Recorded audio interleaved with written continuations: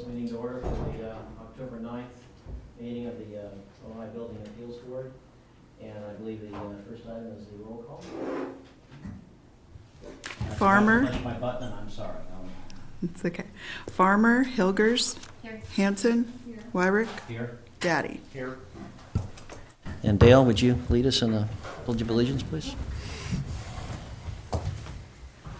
Pledge Allegiance allegiance to to the the flag of the United States of America and to the republic for which it stands, one nation, under God, indivisible, with liberty and justice for all. Thank you.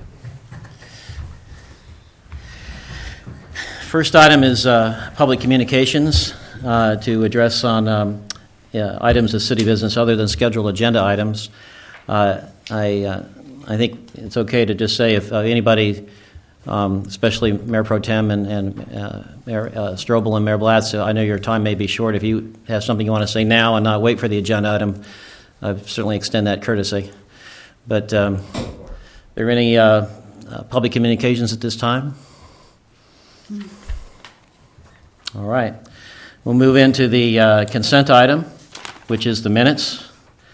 And I will entertain if there's any, first of all, comments on the minutes that anybody wishes to make one way or another, and then we'll entertain a motion to approve them. I will make a motion to approve the minutes. Okay. I think I read them all. Second? Second. Okay. Any discussion? I'd like to have discussion. Okay. Since we're not being televised, which I hope the council will approve, and I hope the city will provide this to be televised, because there are a great number of people that actually watch our other proceedings. And if we need transparency and we need inclusion and we need to publicize this and we need to get this thing out, we need to have a way to let people know we're doing it. With that and tying it into the minutes, what I understand is there was an audio recording of our last meeting. I was unaware of that till yesterday, and I don't know where to find that. I don't know how we get it. And I guess my question would be, is that on the website, and is it available? It is on the website, and it is available. And if you want something other than that, then we can have a discussion of that on an agenda. Or It is later on the in- agenda for Okay, yeah. further discussion. But in terms of the availability of the audio, Where was that listed? I do see where we have a listing for videos of meetings. Right. I don't see It's, that. if I'm not mistaken, it is under the Building Appeals Board tab, and that's where your packet is, and I believe the audio's there. we have a It's tab really, now. yes, you do have a tab now. It's relatively new, so Board Member Daddy, I may be incorrect, and I'll be happy to send you a link so that you know where it is, and I'll be able to re-verify myself since we did some changes even on it today to try to do a better job of making sure people could find things. So it's just so new. Yes. Give us a chance, and I'll be happy to get you a link. And again, it's what I usually do with the other meetings is I'll read the minutes as I watch the planning commission or anything else, and then kind of target in on some key items that I can go back and then watch again and listen again so I can reacquaint myself with what the actual discussion was. Because the remembrance of the discussion isn't anywhere near as accurate as what it actually was.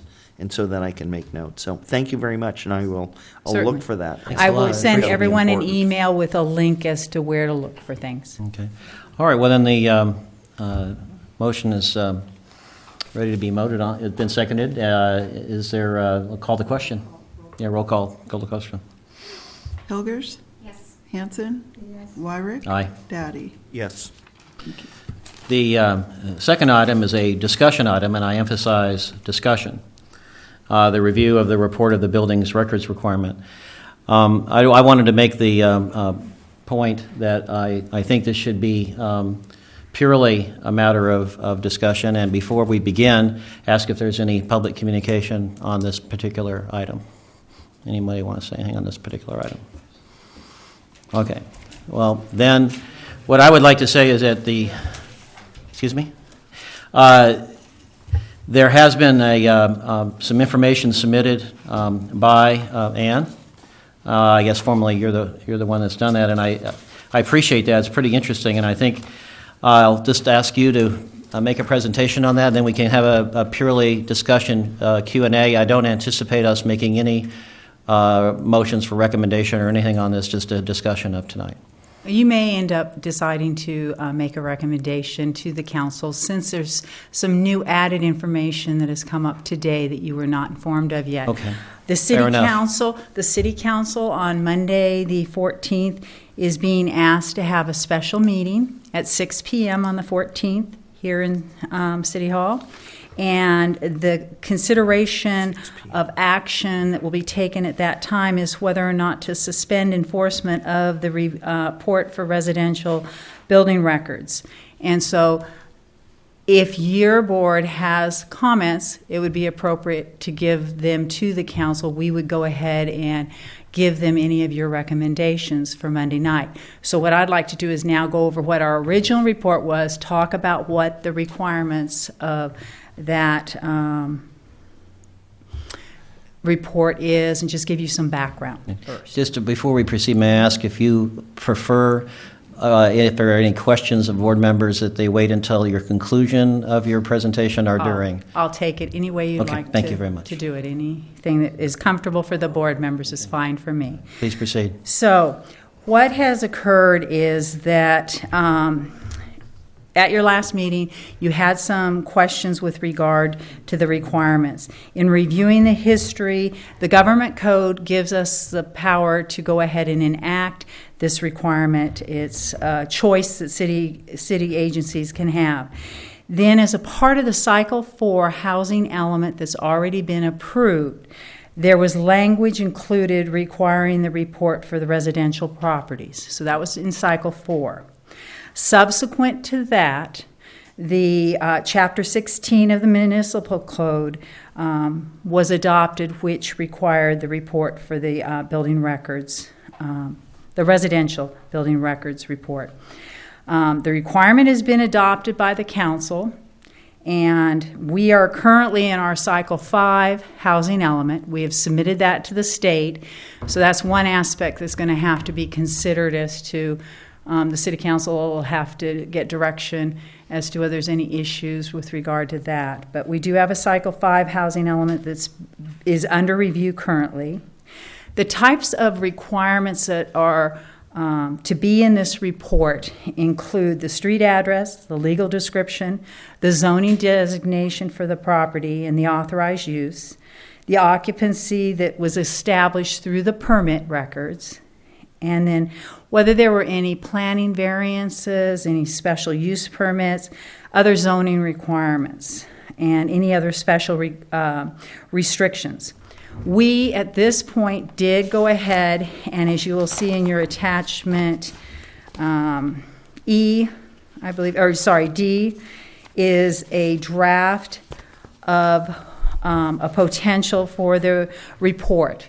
What we see happening is a front page the applicant would fill out, and the back portion is what the staff would fill out. And so it includes all the information required, plus we figured that we would list the permit numbers, the date they were issued, and the purpose of the permit.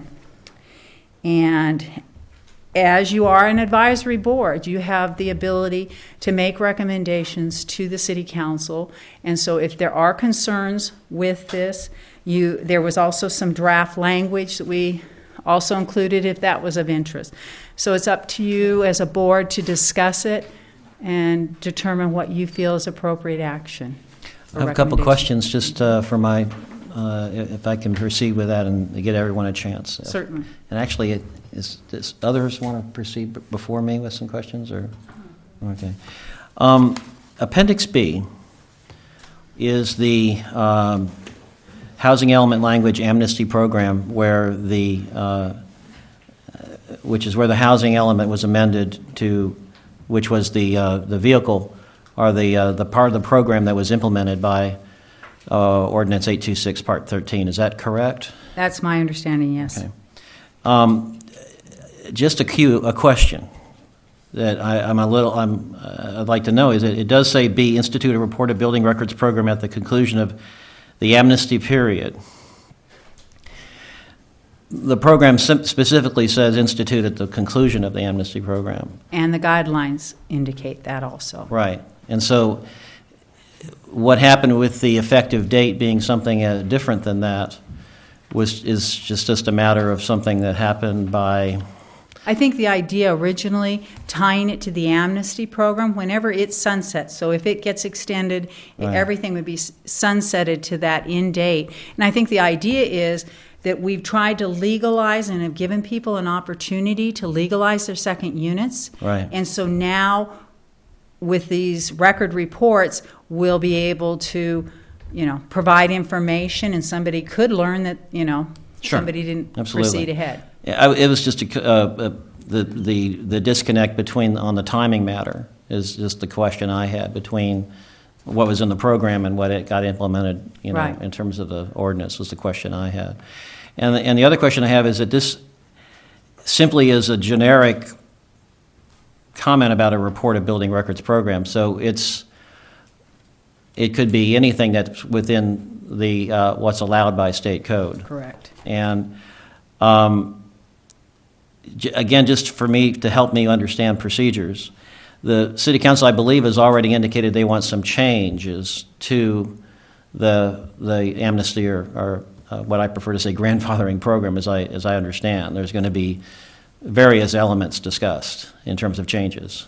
At what point in time they will be discussed is I- not necessarily Monday. I understand that. Okay. I absolutely understand But yes, that. there are areas. I absolutely understand Okay. that, yes. There are areas that my understanding is the council would like to further discuss. And we are, I think, primarily looking at, since we have Cycle 5 at the state level right now being reviewed, we'd like to keep everything Right. for a bit till we see where we stand with the state on Cycle 5. Well, and this is where you're going to have to just be patient with me as I get up to speed here.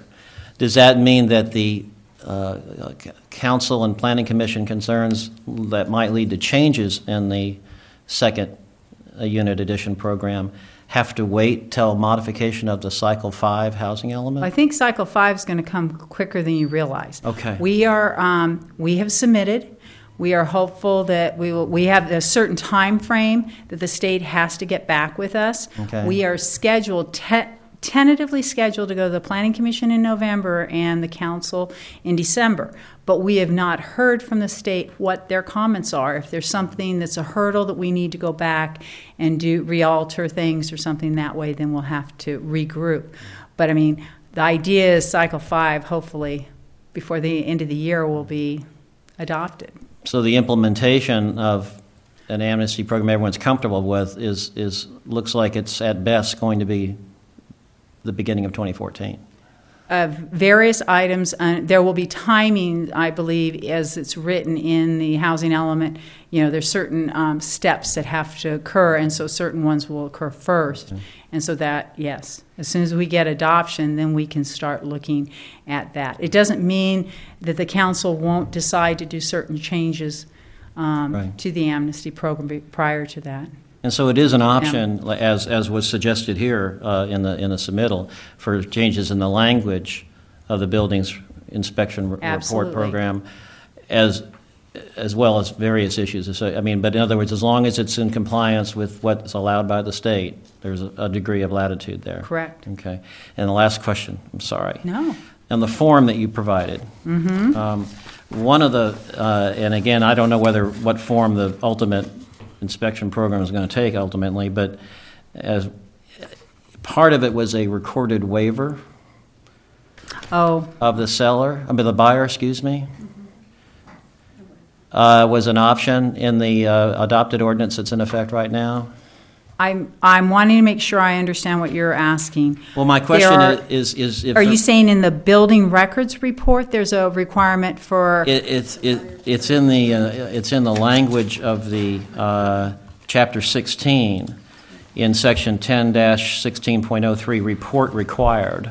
Right, the report's required. Said report, it has that the report. There's basically two ways to go. The purchaser, the owner or the owner's authorized representative shall inform the purchaser's right to compel the owner to obtain from the city a report prior to the consummation showing, etc.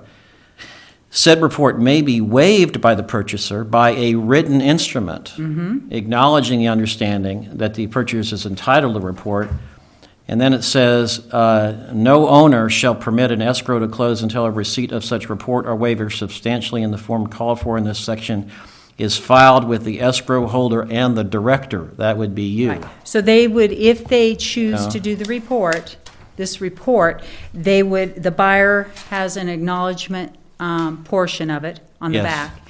And if they decide to do a waiver where they're not interested in doing this report, a letter could be submitted to us indicating that the waivers occurred. I guess that was my question. Yeah. Could there, should there, if it's so easy to sign here Sure. saying, should there rather be another line that says for the waiver, rather Right, than having to right. ask them to generate a separate letter? I think we'd put it on the front side, we would request the waiver, and, they don't, we could definitely alter this. That's why it's in draft form. And I don't that's even know totally whether understood. it's going to survive in this form Right. in terms of after all due consideration. Correct. But I just, it's more of a philosophical question Mm-hmm. in terms of having all the options there equally amenable to exercise. Right, So because that's- we would not be charging a fee if they're waiving things, and so that would be, we could create a separate page that somebody just signs the waiver, or we could put something on here. It's definitely doable. If a buyer comes and at right now, well, no, if a buyer came before the passage of this ordinance and asked for issues about permits and things like that, is there a fee charged before the There- ordinance was passed? It depends on what we're doing. If somebody comes in and asks for the street file, a realtor, we do quite a lot. Sherry sees a lot of people from the real estate agencies coming in, looking through the files to verify things.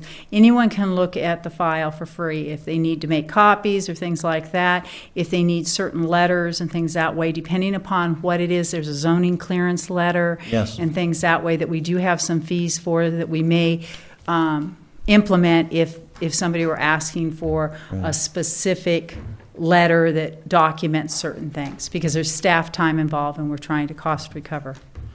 Well, I do appreciate it, and that what was submitted, obviously, we're not, I'm going to stop talking in just a minute here, but I saw the proposed revision made it very clear that the list that would be generated by the current ordinance could be modified where explicitly it said no inspection shall be required. There has never been an inspection But I mean, this could be, intent. you're saying that's something that could be added as something explicit. It's within the state. Right. Yeah. This is clearly stating no inspections shall be required. Yeah, in Because we terms- felt that was an issue that you'd brought up, and so we wanted to make sure we tried to address it. Yeah, they were certainly concerned in the community. Right, So, definitely. Some I'm- cities do have a program where they do go out and inspect before houses are sold, and that was never the intent. Well, Is I'm my just going to make an editorial comment. Let's try to not let things, become the atmosphere that's in Ventura right now. We don't want that in terms of the contentiousness. Correct. So I'm going to, everyone else have an opportunity to just, And I'd like to go Yes. all the way back. I got lost in the first paragraph. So let me tell you where I got muddled, and maybe you can just kind of pull me out. What I thought I understood is that we had a choice on this building record, kind of, that it was a may, there was a choice, the city could include it. But somewhere in there, I heard that it was mandatory to include it with the RENA cycle. So how did I transition to, we really don't have to have it, it's not state law, and we can just eliminate it anytime we want to? It already got submitted with the cycle 4, and therefore we can't fix what was our choice. I don't understand the relationship between cycle 4 and an inspection on a house, or a mandatory report, or a mandatory waiver through escrow having anything to do with RENA. How do we go from here over to it ends up in a state agency? I'm mystified. First off, it is state law that allows us the potential to require and it is a may require building reports. Okay, that's a voluntary It's a voluntary, inclusion. right. Okay. It is my understanding that the city, when they adopted their Cycle 4 housing element, it was a part of that, And so that language was adopted. Whether, and I cannot state, I would defer to the council members here or Rob Clark with regard to the city manager's office as to whether it was a specific item in the housing element that had a lot of discussion or whether it was just a recommendation and it seemed like an appropriate addition and it wasn't looked at in detail as to what that would entail. And so it was in cycle 4. It sounds like we're going to look at, Monday night, seeing whether there's an opportunity with the council to do something other than this or to modify it in some way. Can you find out what day that discussion was? I know Carol Smith went ahead and made the motion. And it was the Which discussion? That discussion about where that would have been, that specifically would have been talked about? Because there's a number of people that said that they had no idea. A lot of people thought they'd paid pretty good attention to it, and a lot of people, and it may have just been included along with the rest of the stuff. Because there's and a it may lot not of have been information. specifically noted, Right. because there was just so much stuff, and it was so late, years late, and it may have just gotten overlooked. So. Okay, we'll find out where that goes. I mean, that's. I just wanted to make sure that it was not a mandatory necessity when we got into the RENA. I just couldn't understand how that. It thing- wasn't part of the RENA, it's part of the housing element. Okay. It's in our written policies and implementation of our housing element. Okay, and is that being proposed to be included in the Cycle 5?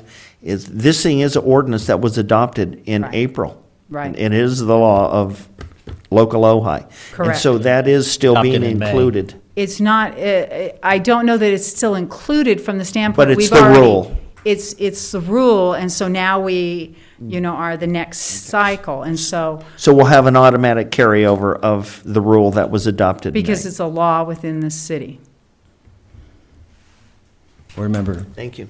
Hilgers or Hanson, do you have anything you'd like to comment? I'm good, I'm following. I'm listening.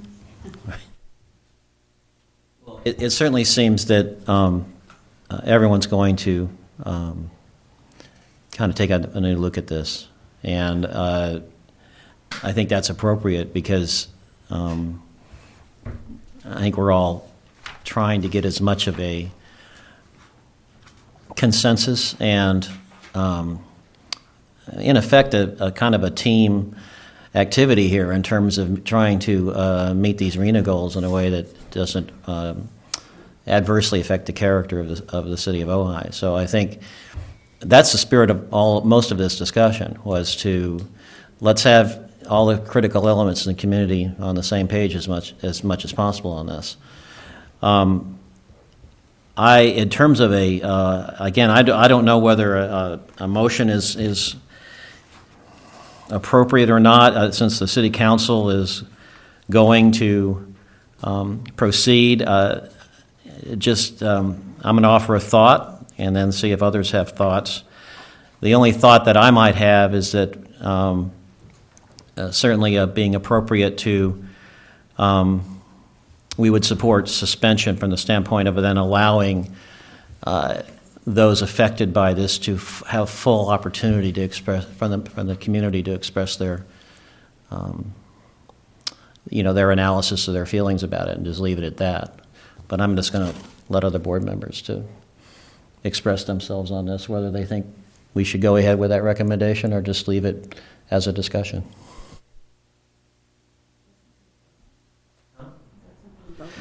It would be a vote if what I'm hearing from the Community Development Director, McLaughlin, is that she more or less indicated to us that it would be in order for us to make a recommendation You are more than welcome to make as an advisory body. Right.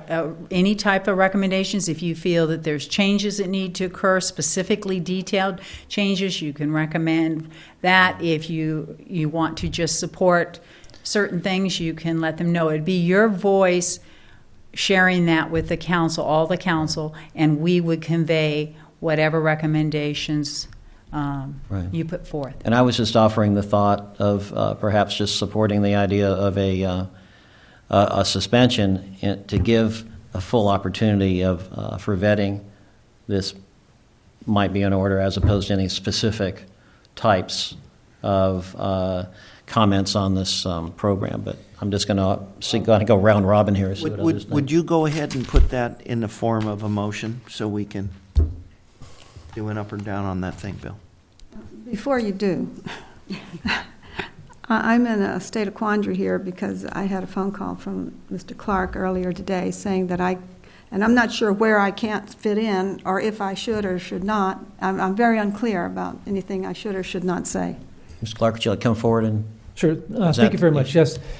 If a board member has a conflict of interest on any given item, the normal procedure is to recuse themselves when that item comes up and not participate in the discussion or any votes or anything like that. So in this case, if you agree that you have a conflict, you should recuse yourself now and step out, and then we'll call you when the matter's concluded. I'm not sure where the conflict of interest comes. I have no personal loss or gain regarding any of this language. So I if mean, there's- I'm a real estate agent, so any Right. realtor might, but we don't have a loss or gain, so where's the conflict? So when there's a potential conflict, and in this case the city attorney felt there was a potential conflict, the ultimate call as to whether there's a conflict or not falls with the board member. However, the city attorney is available to the board members to advise them and discuss with them what the law is and whether or not they do have a conflict.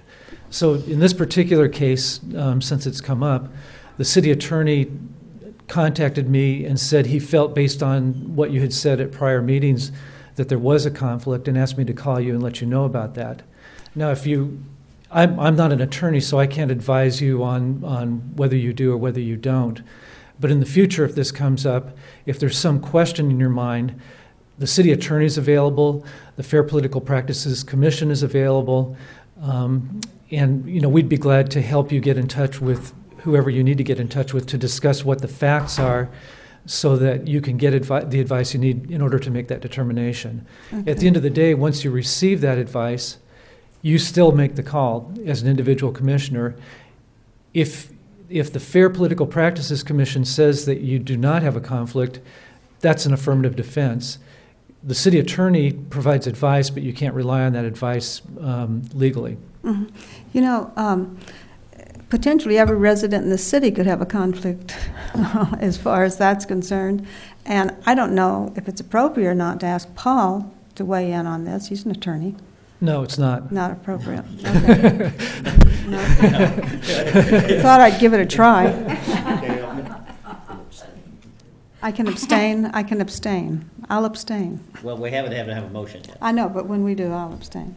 Mr. Clark, I didn't want to cut you off if you had a response to that. That's the best response I can give. At the end of the day, if there's a question, it's better to consult with the city attorney in advance so that you know. And I think probably since this is an advisory matter, there's not going to be a lawsuit out of it. Right. All right, well, I'm going to offer a motion then that the Board of Appeals, I guess our proper name is Housing Board of Appeals? Or no, it's just Board of Appeals, period. That the Building Board of Appeals supports a suspension of Section 13 of Ordinance 826 and leave it at that. So I'll entertain a second, and then we'll have discussion. Okay, we have a motion and seconded, and now we have discussion of the motion. It seems, would it be appropriate to have more public input?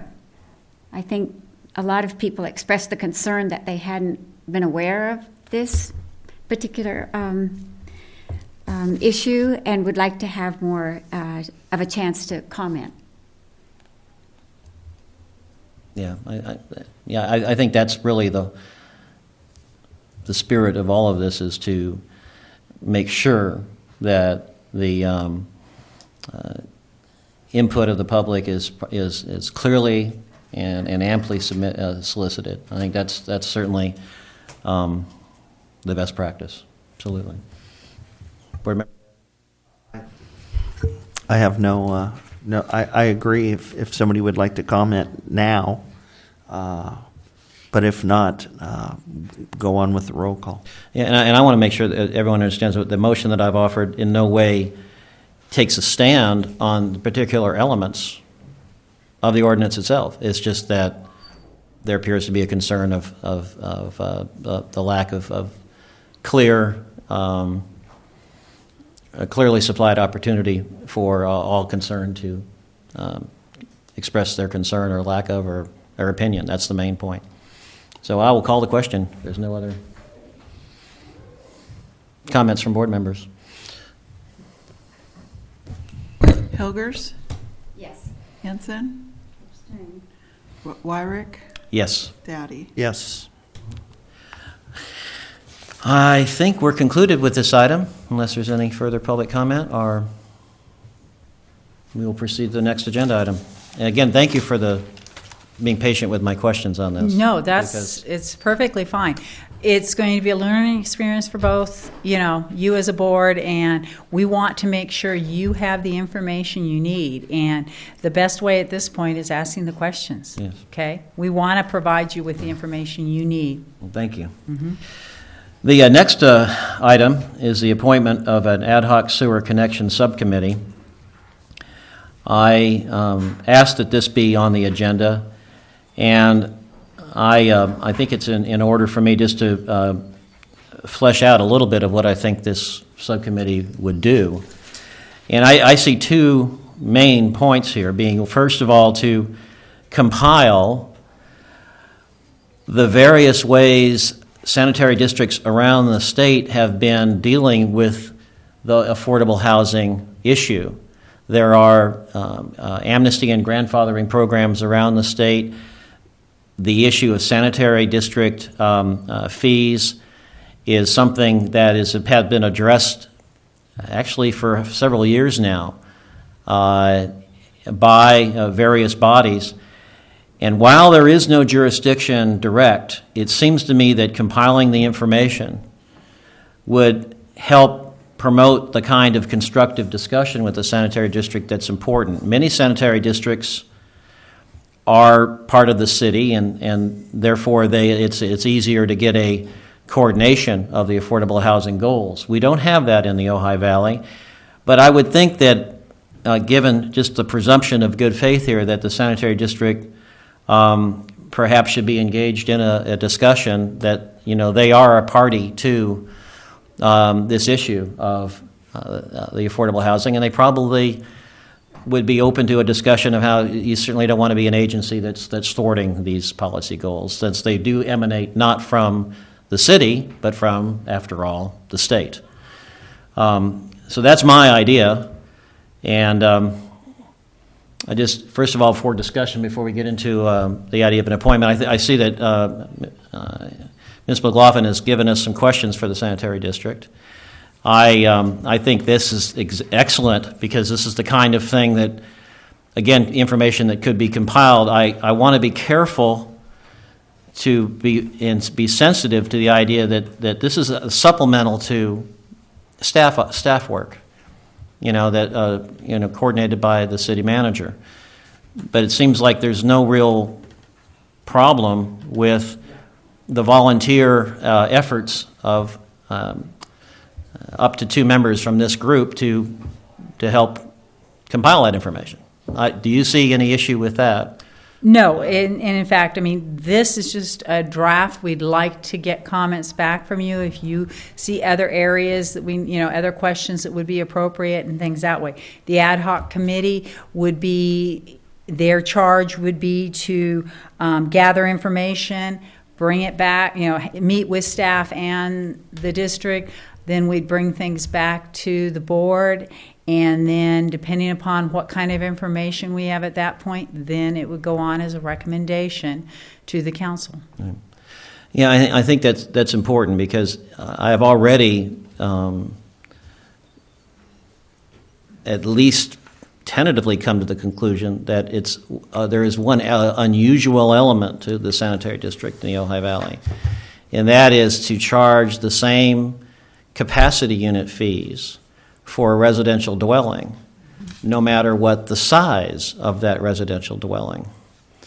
So literally, you could have the same fees charged to a 2-bedroom, 1-bath house as a 5-bedroom, 4-bath house.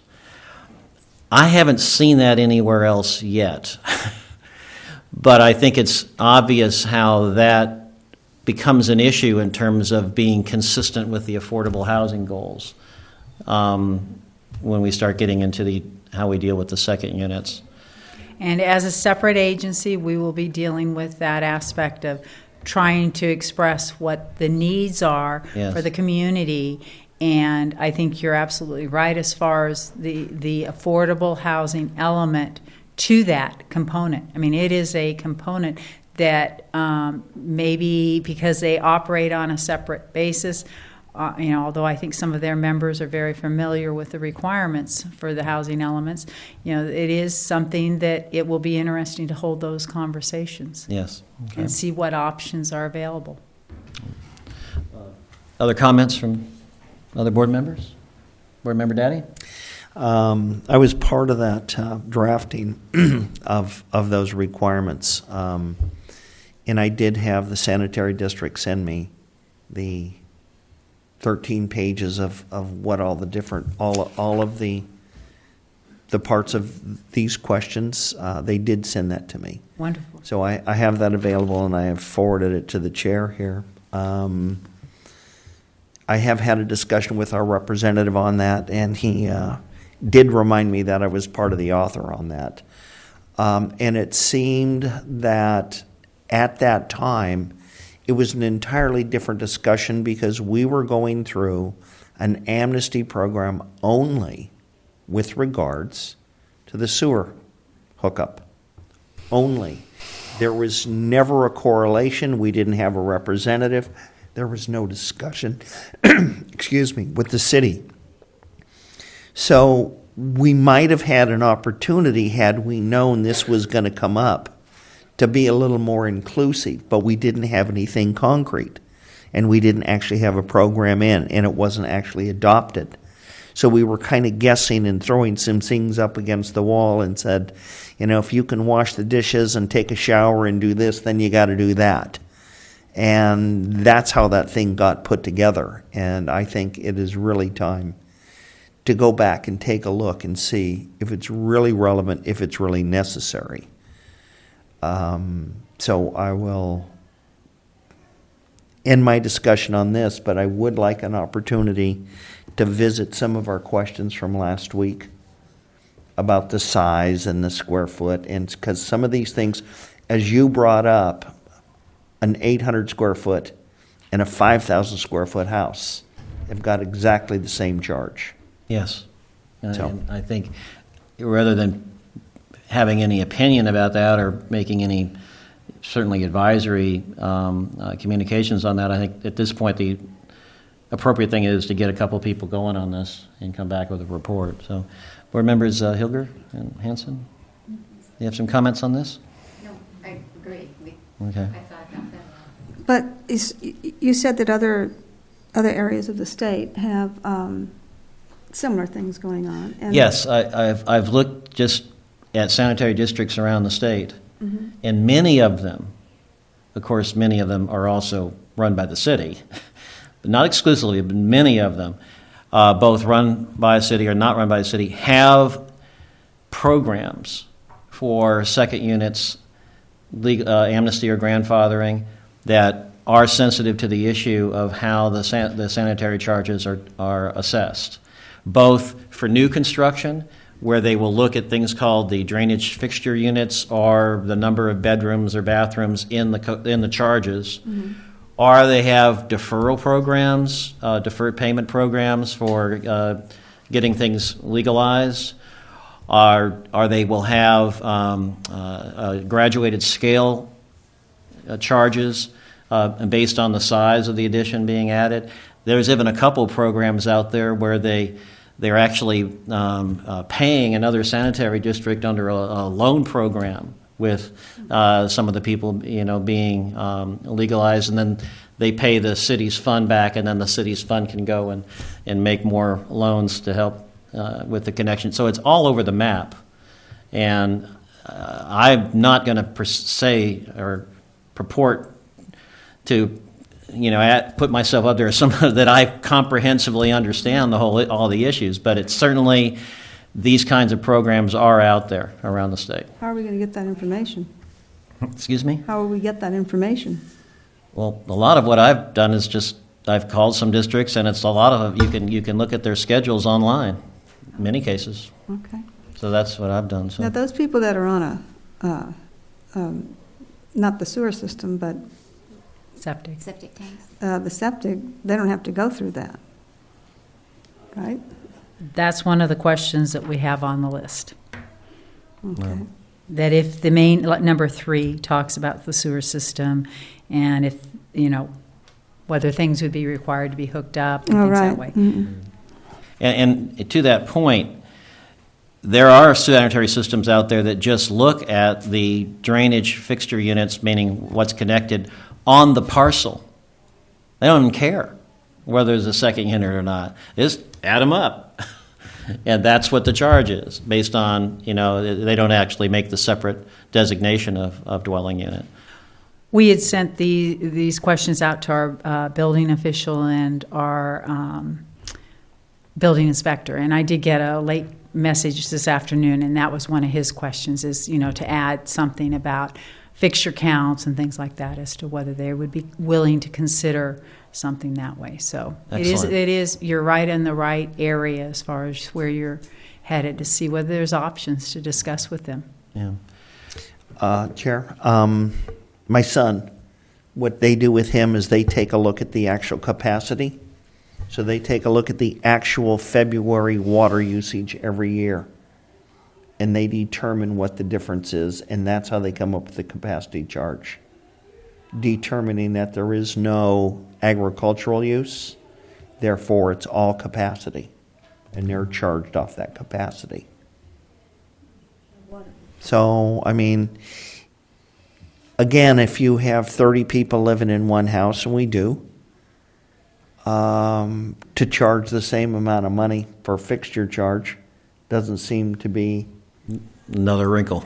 quote, fair, but, being fair and be able to implement a program and be able to track the program and be able to make the program is work. And I think I've said everything we need to say. I think we need to get the ad hoc committee, go to the sanitation district, discuss a number of these issues with them. Working with And Ann McLaughlin. and on then that, see, yeah.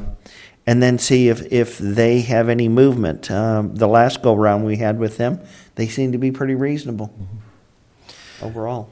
Anybody have any suggestions for? Is it appropriate for me to make a suggestion, or Board Member Hilgers? Do you have this discussion of who could be on this committee? I do. Can I nominate 2 people at once? I'd like to nominate Bob Daddy and Bill Wyrick, if they'd like to accept. And I would second that. Board Member Daddy, do you want to do this? Again, if it's the ad hoc is just going to be for a short period of time, just for this determination, and then it ends, correct? Yes. Okay. And I think the orientation that we had on the Brown Act is, I believe, Mr. Clark, a 90-day term would be fine?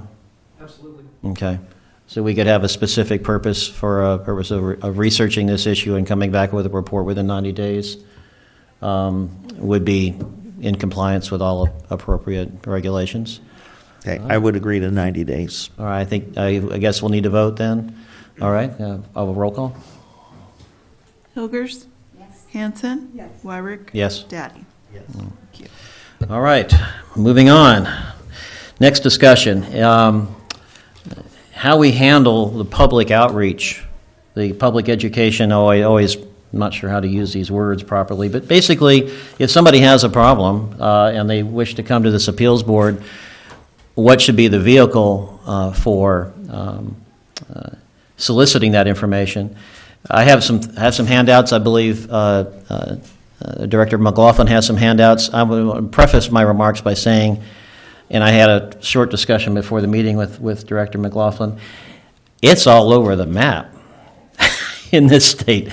Building appeals boards are, of course, in many locations, in many venues. It's everywhere from a 2-line, here's who to contact if you have a problem, that's it, on a website, to a a multi-page, this is the kind of information you should compile and here's the form. So what I thought we would do is not come to anything conclusive tonight, but to look at the various options and everybody to kind of weigh in on what we might like Director McLaughlin to kind of develop as and I made copies for you too. Yeah, I think you got one of these already. And just kind of maybe at the next meeting that we have, start having a vehicle for us to review and I don't know if it's our job to approve it, but at least we might come to a consensus as to how we want to handle this. And I'm sorry for all the paperwork, but I thought that I'd make some copies. I think Director McLaughlin's got some copies. And we're getting Board Member Hilgert some exercise. But I think you can see that it really is a wide range of philosophies, from nothing to a simple form like you'll see that Tustin has. The city of San Diego has something that's almost, I think, a little intimidating, like you need to hire an attorney or something. You have I believe this is San Mateo County has a short write-up and then with no form. City of Portland I threw in there just because it was a different kind of thing where they include some direction with a form and some additional information. And then Mariposa County that has a Q&A a Q&A type procedure that you go through and then fill out a form. So as you can see, there's a lot of different options here. Director McLaughlin, do you have some thoughts to add on that in terms of what kind of vehicle or handout we should be developing here? I think that staff would be willing to have you look at these, give us sort of a direction if this is what you're interested in, and then we can proceed ahead and try to create something that addresses your comments. I had gone online and looked similar to you from the standpoint that I had talked to our building official, Steve Stewart, and asked him a couple of questions with regard to this. And what we really see the process being is it's almost a twofold situation. If somebody's coming through the plan check process, they've submitted their building permit or their building plans at the counter, we send them out for plan check to review it against the Uniform Building Code and all the other aspects of the codes. As a part of that plan check, it'll go back and forth a few times because there's corrections typically made on, especially on larger projects. At some point, if there's an issue with regard to one of the code section, he is indicating to me that typically what happens, and we could have an easy form for this, is that it's an interpretation. Somebody asks for clarification. They request an interpretation of the building code. And on that, they need to describe what their issue is that they're seeing through this plan check process and the codes being requested, provide information as to why they think that it doesn't apply to them or what the issue is. And then the building official would review that documentation, would then respond in a written form, one way or the other, saying, yes, I agree with what you are thinking, or no, this is, the code specifically states you have to have X, Y, and Z, and you have to do it. If that's the case and the person doesn't understand after they're given the explanation and all of that, of course there is the right of appeal. That's when you'd have your appeal forms and things that way that would need to be submitted. So we're more than willing to create what you want. I mean, we're ultimately going to do an appeal form. The city has a pretty standardized appeal form that we use for planning commission and things that way. If you want some sort of a handout, that describes those two processes we're talking about, building code interpretation, requests for that, and then the appeals information, that's fine too. It's up to the board to direct us if you want something specific. Would you see a problem with having basically associated with the link or the tab for the Building Appeals Board have a statement about what the procedures are, what your rights are, and then also maybe have a form It'd be perfect, yeah. just right there on the website, and then no one can say they didn't know, Right. and that's always helpful. I Right. think. We can definitely include tabs to appeal forms, or if we do this interpretation, which seems to be the way to go, and that our building official is used to that system, and it seems appropriate. We could have those two tabs, and we can have a general discussion. Okay. Other comments?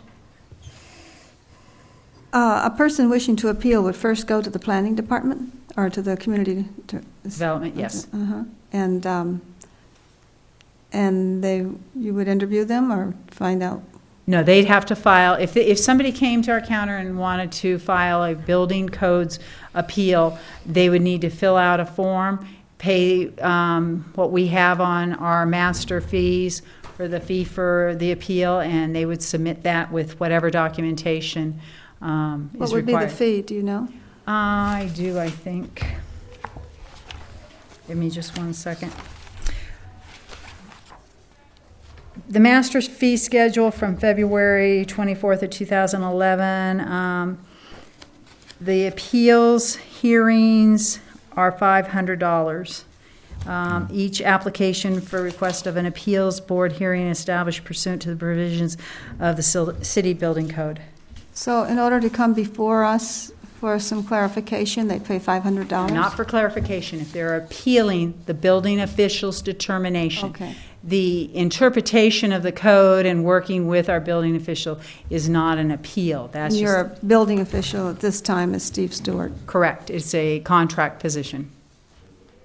And I have a question. Again, I get confused easy. If I'd taken some plans in and I said I wanted to do something, it would appear right at that time that there should be something written that said, hey, Bob, your plans aren't right. Your zoning's not right. This is wrong. That's wrong. It appears there should already be a list. That's the plan check that occurs, Right. just like a zoning clearance occurs. Not a It's something problem. that we, as far as the building code aspect, it has to go out to either, I guess Steve Stewart's our only plan checker now. We were also using Code Check for a while.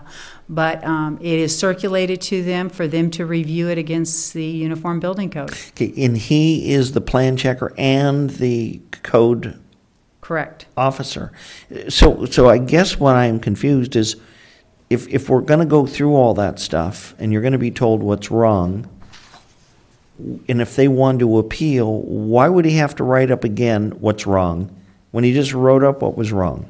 It's if somebody wanted to request an interpretation of the code, that's an option. But isn't that done when they get their plans back as part of the plan check? The plan check corrections are very straightforward. You need to do this, you need to do that, you need to do, Without explanation? They may quote the section number of the code. Yeah.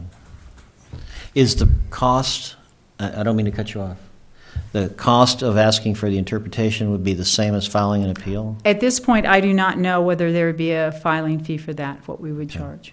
Because that's kind of associated with a code check here, Exactly, discussion. exactly. And boy, I've been through many of those. I spent hours at the counter going through this, and this. So that's just part of what you're paying for the fee for. The plan check for the fee. plan check fee. Correct. So Correct. it kinda- But this would be a way of doing it officially. If somebody got to a point where they said, wait a second, I don't understand, I think this, they can provide written request for an interpretation of the code. They can provide their documentation on why they don't feel, And if they're then- not satisfied with that, then that becomes part of the evidence for a Of hearing course. that they requested. Correct. But I would think it'd be important not to charge them the full fee for the interpretation. Well, there wouldn't, I believe that it's part of the plan check process, Right. but I would need to defer and look through things, and we can get back with you on that. Proceed. Remember Hilgers, Hanson?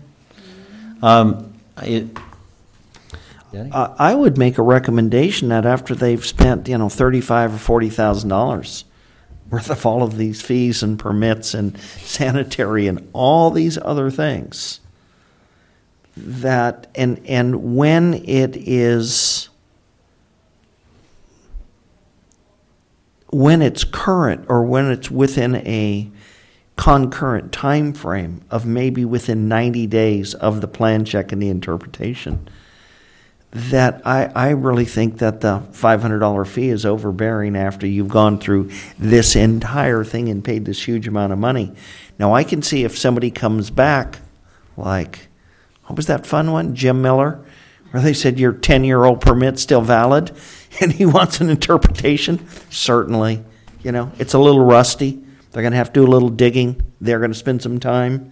They're going to have to figure this thing out. Absolutely. But when you've just been continually going through this process for an extended period of time, plan checked after plan checked after plan check and revision and revision and correction, and continuing to have the discussion, it just seems like it bothers me to have to go in to pay an office visit, because I never visit my doctor. I go in for a reason. They ought not to charge me an office visit, charge me for a procedure.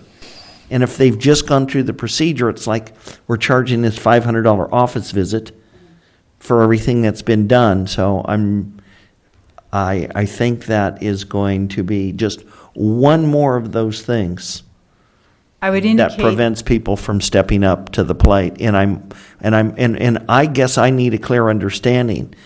Is this something we really want to do? Do we really want to get these 70 or so units in? Do we really want to get these in for the rain in numbers? Because if we do, we need to start taking a look at the firewalls and the bumps in the road and the roadblocks that are going to prevent these people from coming in voluntarily and wanting to go back through this process. So that's just a thought, that I don't understand why this has to be a separate part of the process. Again, with Well, an I think additional $500 fee. I think it's fair to say, and you could correct me if I'm wrong, I believe the fees vary all over the place too. As far as from city to city? Various city to city. absolutely. They- And this is what we currently have on the books. And if somebody appeals a planning commission decision, there's an appeal fee for that. Right. I don't know it offhand. But that's why I was indicating that I believe that the code interpretation would be part of the plan check process. I can see that. The appeal process, by the time they get to that appeal process, you have to make a decision. The building official is giving information based on what the codes require. And if somebody's objecting to that, it's an appeal process, just like anything else from planning commission, appealing to city council to have them make a determination. And it's a filing fee, and an application. That's how the current system works. Doesn't mean it can't be changed. No, exactly, and that's what I'm saying. The fees vary pretty dramatically across different venues in the state for appeals board. In terms of proceeding on this item, again, we're just having an oral discussion. Are there any models or elements of any models that the board members would like to express a support for?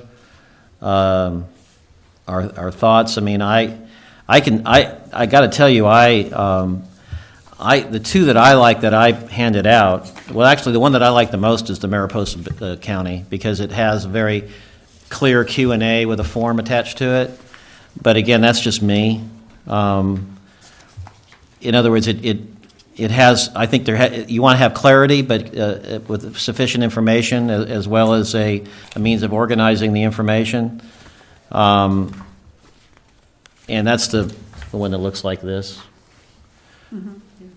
I kind of like that, but I'm just trying to get the ball rolling here if others have opinions of what kind of model they like. Well, I would take your word on it, but I think we really have to have some time to. Well, why don't we do it that way? Would it be inappropriate for each individual board member to be basically communicate with you directly, That's fine. I still, one by one with we have this? to consider what the attorneys have indicated. The and pro- as yeah, long as you- we discussed this on the Brown Act orientation. One of our things that we don't have no regular meetings. Right. So, If one you way would like- I don't know whether that's why I asked whether it was That's fine. appropriate for individuals to No, express you their can opinions. express things to me individually. Not to each other, Right, just to you. right. That's what I'm being very careful to state, whether that is a problem or not. No, I don't think so. Okay. So perhaps we Let's hope could, we all agree somewhat. But what you could do is if we could look at these materials, you could let supply. me know what you like, and then And- that's something that we would pursue at a staff level. We would to have no create- communication between us about this, just communicate with you, and you develop a model, and then. Bring it back. And then perhaps you could advise me of when you feel like you're ready to, it'd be time to call another meeting, down the road here. I know this will take a little time, but would it be appropriate for you to supply attachments or models to us directly beyond what we've circulated tonight? I can look into that, yeah. Okay. I can definitely look into that. So certainly we're free to communicate with you directly, Correct. as long as we don't talk about it with each other. I understand. Okay. Mr. Clark, I am learning.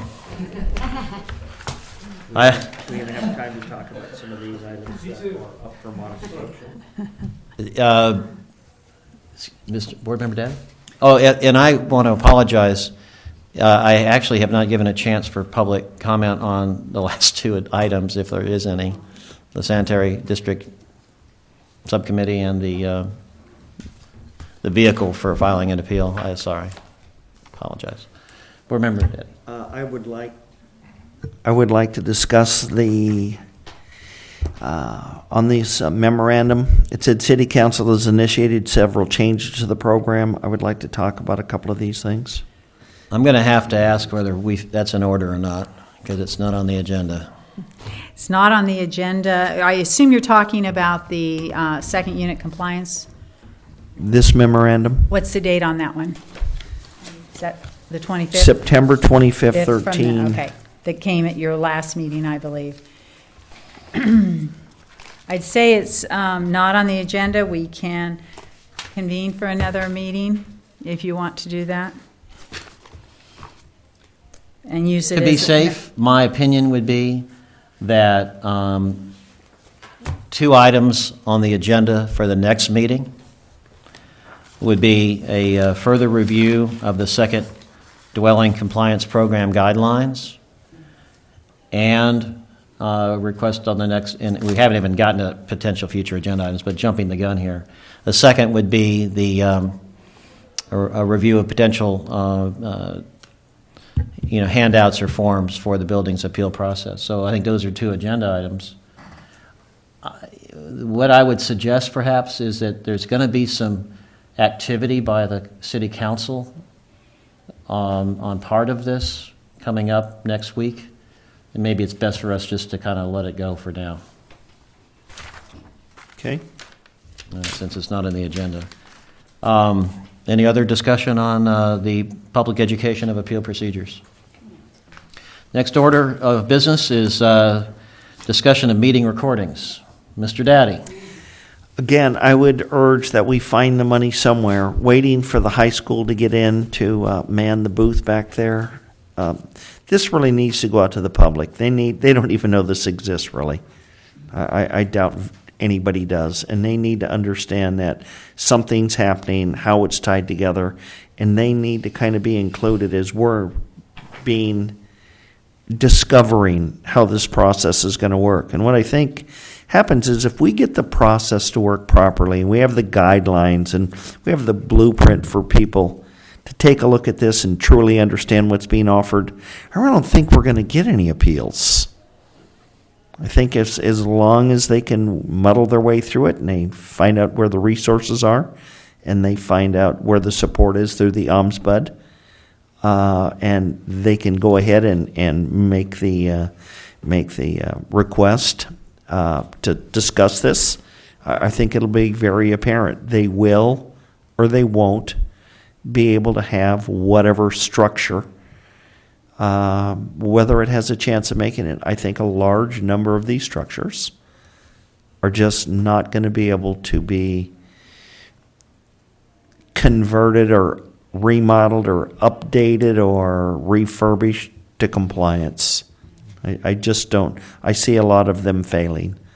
And so I think that will take a lot of these out of the mix initially, and whatever they do with it, that's what they do with it. But at least it'll give them a fair opportunity to determine what's going on with that thing. Director McLaughlin or our city manager Clark, could you kind of give us a status on funding for videos or what the situation is? Currently, and I will defer to the city manager if you'd like to add anything at the end, but currently we are doing the videos for the Parks and Rec Commission and also the Planning Commission and City Council. The Historic Preservation Commission and the Arts Commission are currently just in the process this month of starting to get the high school students to videotape them. We have our first meeting tomorrow with HPC, and so they will be doing that as a part of their program, and it's agreements with the city and the school district. So at this point, there's some options potentially of still cameras, and things that way, and turning things on and doing that. But we are still looking at that. I guess at this point I would say, until we can verify things with the school district, whether there's availability of students and availability of them to come over and do added meetings, we still need to do some further research on it. Is there a problem with bringing the issue up at the next meeting with the school district to see about, just to say, hey, there's a need here if... I think that the city has some issues that they're going to need to make sure. Okay. I don't know how they've coordinated that. Originally, there were some certain things that they were doing with their program with the school.